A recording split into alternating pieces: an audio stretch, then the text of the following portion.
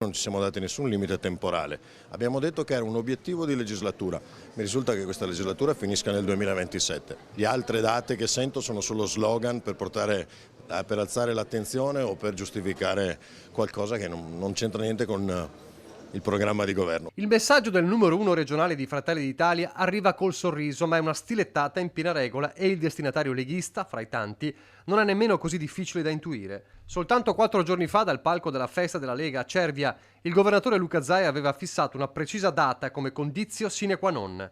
Se l'autonomia non arriva entro il 2024 vuol dire che abbiamo fallito come governo. Per De Carlo solo slogan per alzare la polvere. Polvere che si è in ogni caso alzata con l'emendamento dei meloniani depositato in Commissione Affari Istituzionali in questi giorni.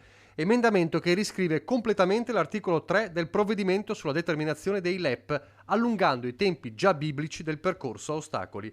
Tutto rinviato a settembre e immediati i messaggi dell'alleato scalpitante. Dal segretario veneto del Carroccio Alberto Stefani, che richiama la coerenza dei patti, al presidente dell'intergruppo Lega-Liga in Consiglio regionale Alberto Villanova, che parla di sgambetti. De Carlo non si scompone e rilancia. È chiaro che quando sei un po' lontano dai centri non solo decisionali ma anche dove si discute si ha una percezione totalmente differente. Secondo me dovevano sentire Calderoli prima e rendersi conto che era tutto concordato con lui. Quell'emendamento del senatore Balboni, presidente della Commissione Affari Costituzionali del Senato, tra l'altro con cui io mi sono confrontato parecchio, è concordato col ministro Calderoli.